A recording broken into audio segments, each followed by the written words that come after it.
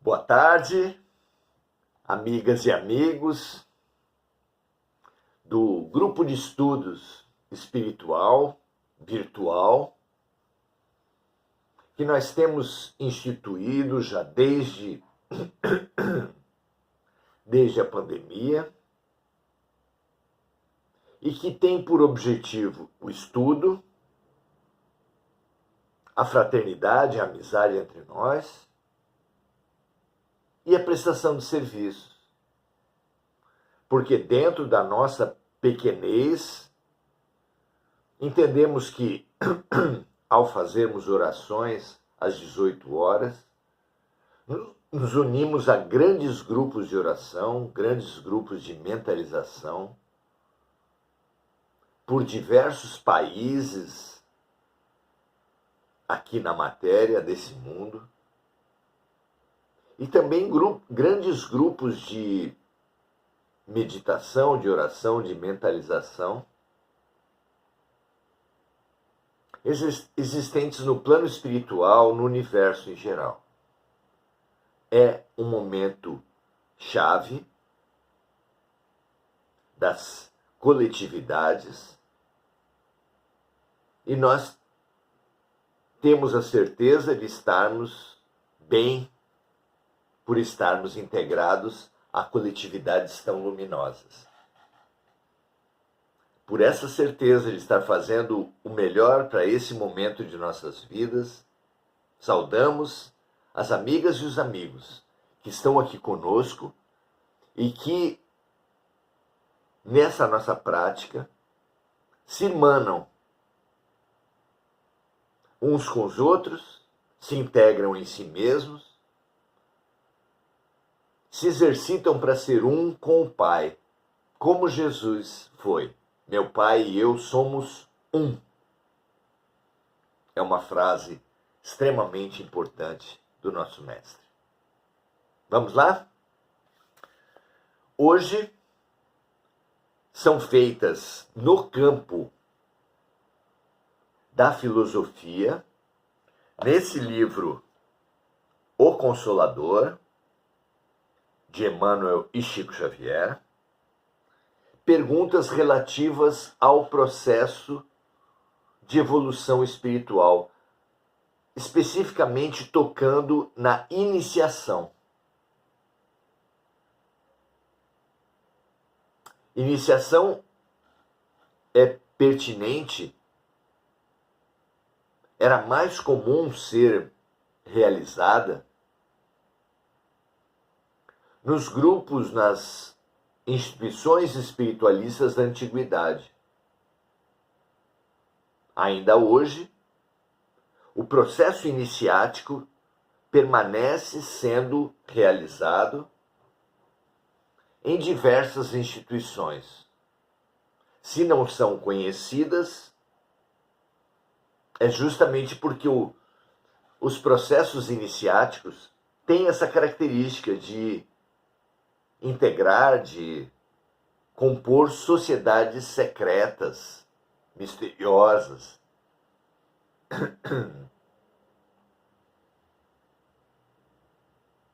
A iniciação compõe um cenário. Esse cenário remete lá aos primórdios da fundação dessa nossa humanidade, que os espíritos revelam integrar-se minoritariamente, que a minoria dos encarnados hoje na Terra são o que podemos chamar de evolutivos primários da Terra. O que é um evolutivo primário? Os espíritos falam que nós viemos do átomo e vamos ao arcanjo, ou seja, que para chegar nesse estágio humanoide que nós estamos, do reino hominal, já passamos pelo reino mineral, pela condição de átomos, depois fomos ao reino vegetal, partindo dos cristais que são os átomos mais desenvolvidos no reino mineral. Depois vamos ao reino animal, provenientes dos indivíduos mais adiantados do reino vegetal, as grandes árvores. Depois vamos ao reino hominal, provenientes dos animais mais adiantados, como as baleias, os símios, os golfinhos.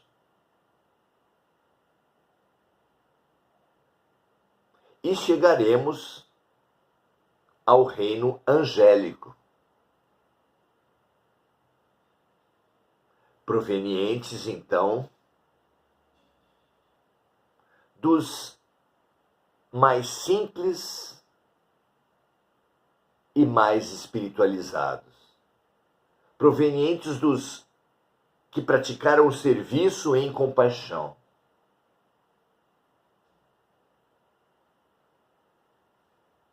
Temos como certo que muitos se surpreenderão, muitos dos estudantes espirituais se surpreenderão pelos grandes mestres, sacerdotes, sacerdotisas, pelos gurus. Nem todos eles comporem o rol dos seres humanos mais evoluídos espiritualmente. Temos a certeza de que, às vezes, os mais evoluídos integram grupos como o dos pretos velhos, dos escravos, das mães,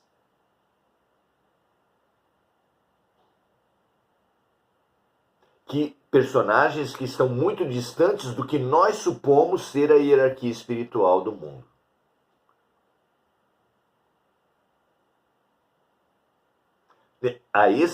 Nessa condição da humanidade composta por poucos seres primários, a maioria de nós veio de outros planetas. E vindo de outros planetas, viemos naquela condição equivalente à do repetente na escola. O repetente é aquele que, ao início do ano, muitas vezes se coloca arrogante, como se já soubesse a matéria toda. Algum evolutivo primário da classe, na nossa comparação, aquela pessoa que integra um segundo ano, por exemplo, porque passou do primeiro, ao ouvir um arrogante desses, dizendo que já sabe toda a matéria porque já aprendeu no ano passado, esse evolutivo primário deveria falar para esse repetente que arroga já saber tudo: ora, se você soubesse tudo, você tinha passado de ano. Mas a atitude do repetente, a atitude do exilado de outros planetas que veio compor a humanidade da Terra, é uma atitude do paraíso perdido, do injustiçado, do revoltado, daquele que não se encaixa e que considera esse mundo muito primitivo. Esse exilado, arrogante, que considerava a Terra muito primitiva para ele, compôs sociedades, fraternidades, religiões que tinham dois grandes campos de atividade: o exotérico com X e o esotérico com S. Esse com X vai do para fora, exotérico. Era a religião praticada, mostrada, demonstrada, vivida para a população, para os ignorantes, onde se produzia grandes espetáculos, grandes rituais, grandes sacrifícios que impressionavam aos olhos da população ignorante. Ao mesmo tempo que se tinha esse exotérico do grande espetáculo para entreter as multidões, se tinha o esotérico, onde se destacava esse caráter iniciático, às vezes vários níveis iniciáticos. Somente atravessados os quais poderia o estudante espiritual se situar como mestre, como sacerdote, como grão-mestre, grão-sacerdote, sumo sacerdote.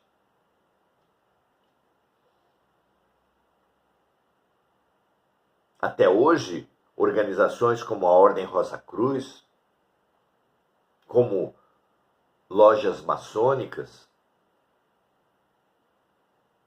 mas não apenas essas, mantêm o ritual iniciático, onde doses de informações, de verdades, são interditadas ao estudante que não tiver passado pelas provas, pelos rituais básicos. Sim, é verdade que todo o processo de aprendizado implica em gradações. Mas, numa escola, num sistema educacional lúcido, se aplica uma prova aos alunos, fala-se, às vezes, usa-se o termo prova de classificação, para saber o grau de domínio de conteúdos de um certo aluno, para então classificá-lo nessa ou naquela condição, nesse ou naquele estágio, para dar a cada aluno o ambiente pedagógico necessário, suficientemente desafiador, suficientemente estimulante para a sua trajetória espiritual. No processo iniciático, em geral, não se dá essa característica, ou seja, quem começa tem que começar do zero. E há uma mistificação daqueles que já passaram pelos rituais, como se passar por rituais desse necessariamente um estágio avançado espiritualmente. Como já dissemos aqui, temos certeza de que muitas pessoas nas condições mais humildes de sociedades estavam mais avançados do que muitos líderes religiosos, sacerdotes, sumos sacerdotes das religiões. A começar pelos fundadores das grandes religiões. Buda era um andarilho, sem qualquer grau de importância em qualquer hierarquia ou instituição da Terra. Jesus não compunha a hierarquia também de nenhuma instituição. Sócrates também não. Mahatma Gandhi também não.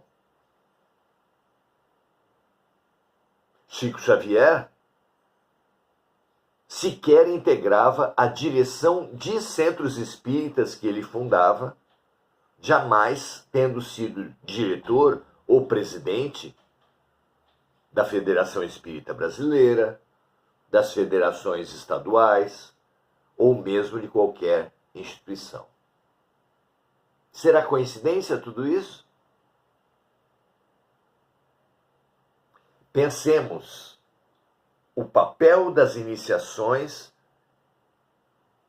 no processo evolutivo e o que é realmente necessário para nós evoluirmos espiritualmente, se não cumprirmos os degraus de aprendizado, as iniciações próprias das instituições. Como pensar isso? Vamos lá? são as questões 122 e 123 desse livro, já no campo da filosofia, onde se colocam as seguintes questões. Primeiro, 122. Que se deve fazer para o desenvolvimento da intuição? A intuição é uma das formas da mediunidade. Mediunidade é uma capacidade multifacetada. São inúmeras as formas de mediunidade, de gradações de cada uma dessas formas. A intuição é uma delas. Mas aqui na pergunta, intuição se vê como símbolo de dons espirituais. A pergunta ficaria então: o que se deve fazer para o desenvolvimento de dons espirituais? E a resposta muito simples de Emmanuel é a seguinte: o campo do estudo perseverante, com o esforço sincero e a meditação sadia, é o grande veículo de amplitude da intuição em todos os seus aspectos, da mediunidade em todos os seus aspectos, dos dons espirituais em suas múltiplas apresentações. Então, vejamos a resposta parte por parte. O campo do estudo perseverante. Sim, nos debruçarmos sobre o estudo na forma dos livros e na forma da análise da vida, da observação da vida. Então, o campo do estudo perseverante com o esforço sincero podemos dar como equivalente à boa vontade. O coração do estudante espiritual, para avançar espiritualmente, precisa dessa ferramenta fundamental da boa vontade, que é aliada ao estudo e aliada à ferramenta da meditação sadia, o exercício mental na forma hoje conhecida como mentalização, na forma hoje conhecida como meditação, e ou na forma hoje conhecida como a oração, devem merecer um lugar de destaque nas práticas espirituais de todo aquele que pretenda evoluir espiritualmente. E a pergunta seguinte dá sequência a esse raciocínio. Vamos a ela? Pergunta 123. Deve o crente criar imposições absolutas para si mesmo, no sentido de avançar mais depressa à perfeição espiritual? Então deve a criatura, deve o estudante espiritual estabelecer para si mesmo ou para outros práticas, dificuldades, provas,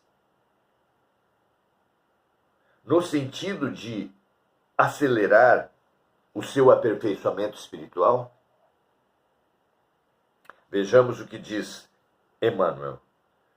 O crente deve esforçar-se o mais possível, remetendo então à boa vontade da pergunta anterior, mas de modo algum deve nutrir a pretensão de atingir a superioridade espiritual completa, que é a ilusão que o processo iniciático transmite aos estudantes. Ou seja, que é preciso apenas cumprir determinados rituais, cumprir determinadas tarefas, passar por certos graus para ter alcançado a evolução espiritual. É uma pretensão, é uma simplificação, é um empobrecimento do processo de expansão espiritual. Então, o crente deve esforçar-se o mais possível, mas de modo algum deve nutrir a pretensão de atingir a superioridade espiritual completa de uma só vez, Porquanto a vida humana é aprendizado de lutas purificadoras e no cadinho do resgate, nem sempre a temperatura pode ser amena, alcançando por vezes o mais alto grau para o objetivo da evolução, para o desiderato do acrisolamento. Emmanuel aqui, de uma forma revolucionária, situa o grande ganho do crescimento espiritual não no campo institucional. Ele retira da vida monástica, da vida institucional, o espaço privilegiado da evolução espiritual. E coloca onde? Qual seria o campo por excelência para a nossa evolução espiritual? Leiamos de novo a resposta. O crente deve esforçar-se o mais possível, mas de modo algum deve nutrir a pretensão de atingir a superioridade espiritual completa, de uma só vez, porquanto a vida humana, esse é o território de evolução por excelência para todos nós. A vida humana é aprendizado de lutas purificadoras e no cadinho do resgate, nem sempre a temperatura pode ser amena, alcançando por vezes ao mais alto grau para o objetivo da evolução espiritual.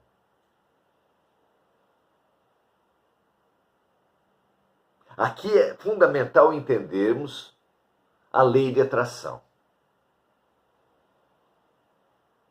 Em linhas gerais, podemos dizer que todos nós, pelos nossos pensamentos, sentimentos, palavras e ações, e tudo isso é energia,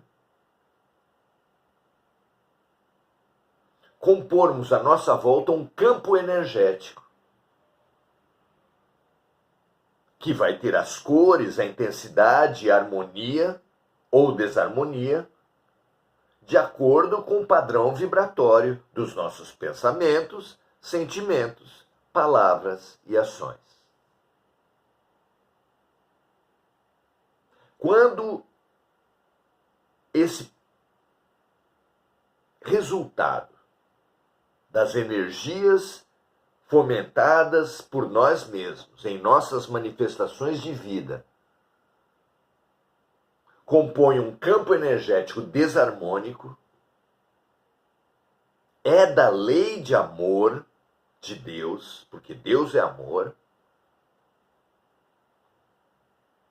que nós atrairemos, que cada doente, cada desarmonizado atrai para si fatos, condições, relações que tenham potencial de reharmonização do campo, de cura, de aprendizado. Então, cada um de nós, cada ser da criação, compõe esse campo que nos graus iniciais são desarmonizados, e essa desarmonia atrai outras desarmonias que servem de espelho para cada um, para que, refletindo na observação do outro, possa pensar sobre si mesmo, que, servindo na evolução do outro, possa se ajudar, porque é dando que se recebe, é perdoando que se é perdoado. É fora da caridade não há salvação. É amando o próximo que aprendemos a amar a nós mesmos.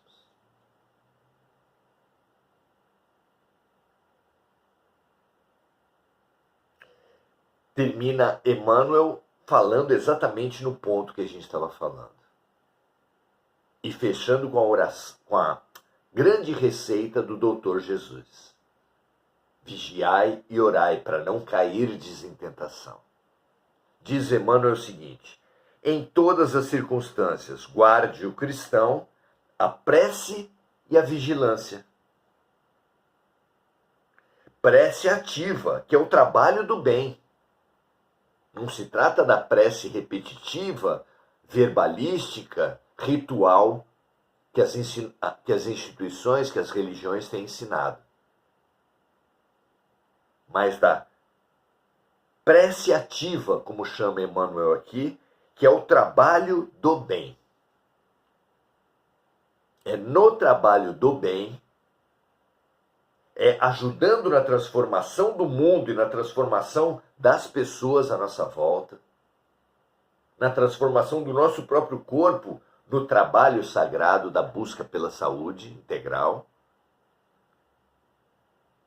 que iremos conquistando conteúdos, virtudes, condições espirituais, energias, pela melhoria dos nossos pensamentos, sentimentos, palavras e ações. Então, em todas as circunstâncias, guarde o cristão a prece e a vigilância. Prece ativa, que é o trabalho do bem, e vigilância, que é a prudência necessária, de modo a não trair novos compromissos, de modo a que a nossa evolução,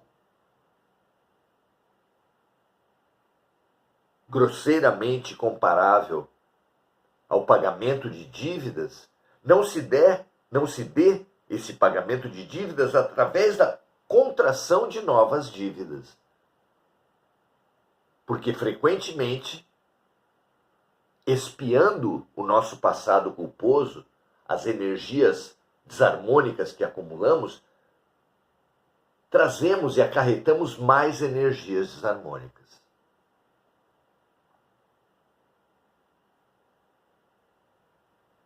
E nesse esforço a alma estará preparada a estruturar o futuro de si mesma no caminho eterno do espaço e do tempo, sem o desalento, sem o desânimo dos tristes e sem a inquietação dos afoitos.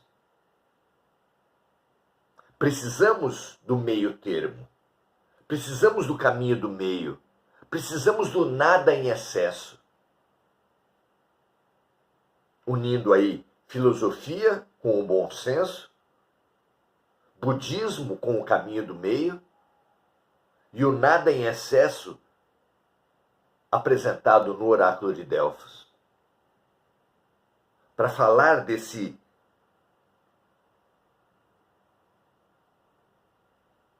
sábio evitar os extremos.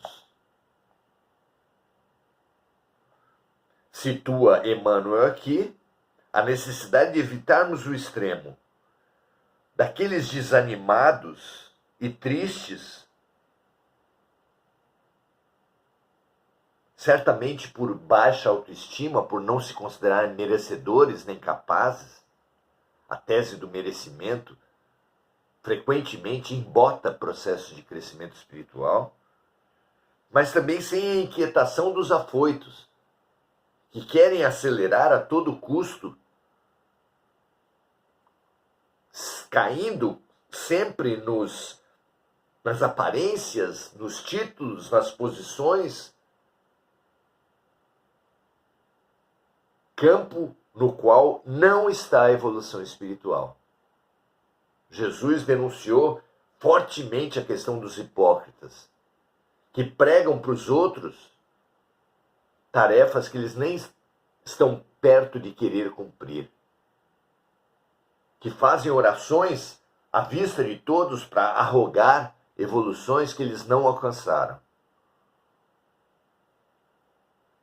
Então, nem baixa estima, nem desmerecimento próprio, nem superestimação, nem superestima.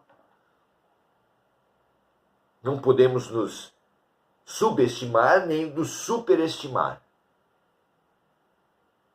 Precisamos da visão realista de sermos criaturas de Deus em desenvolvimento, detentoras em potencial de todos os dons, mas que precisam, pela prática do serviço, o trabalho do bem, apontado aqui por Emmanuel, pela capacidade de observar o mundo e a si mesmo, a vigilância, apontada por Jesus e ressaltada também por Emmanuel,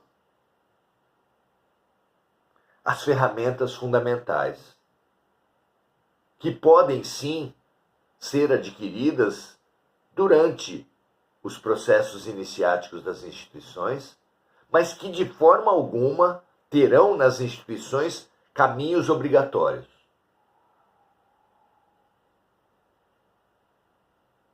A boa vontade, a observação, a disciplina interior